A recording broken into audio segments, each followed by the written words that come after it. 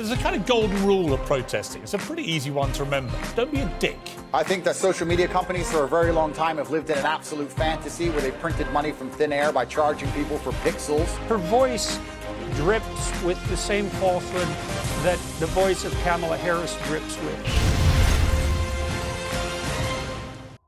He said in January, just before the pandemic began, that we were fully prepared as a country for the pandemic after the first reports from China had come out about a coronavirus. Turned out we were uniquely ill-prepared. We had no PPE equipment, which meant that a lot of health workers and care workers died. We had no testing system, which meant we didn't know who the hell had it at any given time. So we sent elderly people back from hospitals into care homes where they died in their tens of thousands. We didn't close our borders at all. We let millions of people flood in from countries where coronavirus was on the rampage, etc., etc., etc. On vaccines, it was Kate Bingham who sorted out the vaccines, not Matt Hancock. So when you put the case for I'm sure the pandemic diaries will tell a different story, but I was living all this all day, every day, and I will be fascinated to read his account of it. But the idea that somehow, before there's even been an inquiry, we should be letting him off the hook when the UK had, and this remains the case, more people die in the UK from COVID than any other country in Europe. That's just a statistical fact. You're Elon Musk. This idea of charging $8 now a month, whatever it is, to access the blue tick premium Twitter account, would you do that? Would you pay the extra? I think that social media companies for a very long time have lived in an absolute fantasy where they've printed money from thin air by charging people for pixels. And they grew into these large conglomerates with too many staff sitting around doing nothing, having coffee breaks. And Elon Musk is a businessman. He's walked into the office and he's firing a bunch of people who are messing around doing nothing. And he wants his business to make money, as it absolutely should. And how he decides that happens is his prerogative. I don't see why we should sit and accept that a website needs 200,000 people sitting around discussing in long meetings, sitting on beanbags about policy of human rights of some garbage. When he's come along and said, no, I'm a businessman, we're going to charge for our service, we're going to reduce the number of staff, and we're going to be a functional, coherent company, as they should be. And it's his prerogative to do it, as he's bought the company. I think he can do whatever he wants. What did you make of that, Jordan, to be suddenly appearing on Meghan Markle's podcast as a villain the first who was thing I make calling women crazy? Is that she... Yeah, well, the first thing I make of it is that her voice drips with the same falsehood that the voice of Kamala Harris drips with. It's this sanctimonious, faux compassionate, talking down to her audience and trying to be sure that we're all really on the same compassionate page here, and we're all being victimized by terrible forces that are arrayed against us, and none of that's really fair. And it just grates on me, and I do believe that it is the case that it's very difficult to control female antisocial behavior, often of the type that's been pilloried as hysterical. And I think that there is no shortage of clinical evidence to support precisely that claim. It's very difficult for women to control female antisocial behavior, and females who are antisocial. That feminine pattern is reputation savaging under the guise of compassionate care. And it's extraordinarily destructive. The right to protest is fundamental to any democracy. We've got every right to make demands of the people who are supposed to serve us, and every right to make a nuisance when they don't. Protest movements gave us civil rights, gay rights, the female vote. They shaped the free world that we live in today. But there's a kind of golden rule of protesting. It's a pretty easy one to remember. Don't be a dick.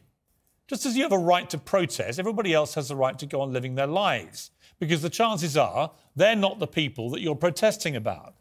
The brats from Just Stop Oil have forgotten that golden rule.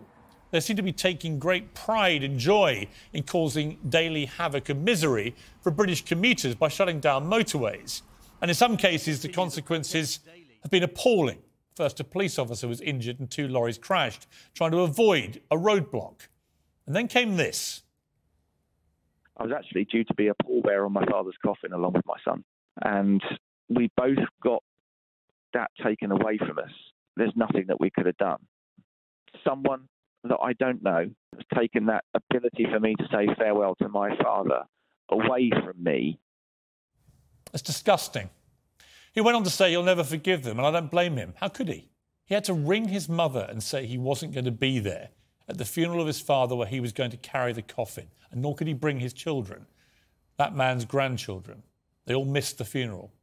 You can't do it again.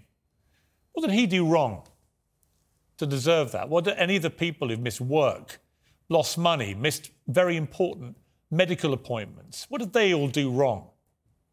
Just Stop Oil wants more action on climate change. So do I. But they're the wrong victims and they're going about this the wrong way. The point of protest is to put pressure on the powerful to change course. To do that, you need to have public support. It's democracy. That's why we have civil rights, gay rights and the female vote. But what kind of protest like this, what it does is to infuriate and irritate the very people that it's supposedly trying to persuade. If Just Stop Oil wants anyone to listen to them, well, let me give them some very, very simple advice. Stop being dicks. And he seems to think, in my view, that he's going to be able to reinvent himself, like Ed Balls did, who is now a national treasure, having done Strictly and some great television programmes. But honestly, Matt Hancock is not Ed Balls. People who know him say he's actually quite likeable. No, well, Balls I was don't Balls know how and, his jungle and Han is mates. the cock, in my opinion.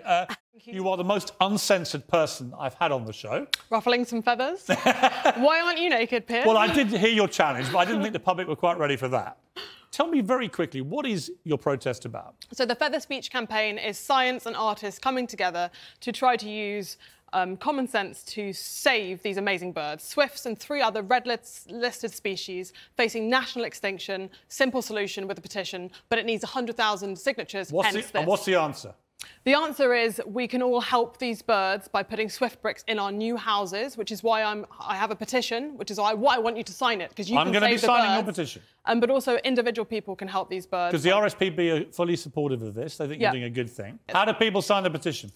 They go on HannibalandTaylor.com. They go on your Twitter. Yes. They go on my At Twitter. Piers Morgan. I'm going to post it. Sign the petition. The least we can do for this lady. For a peaceful protest, you're not daubing graffiti anywhere. You're not chucking soup on Van Goghs. You're just doing this. You're coming on Piers Morgan Uncensored as any guest has ever been. I applaud I think the bravery of what you're doing. And I'm going to... Is it this? Yeah. No. Pretend to be a Swift. Thank you. That's it from us. Keep it uncensored.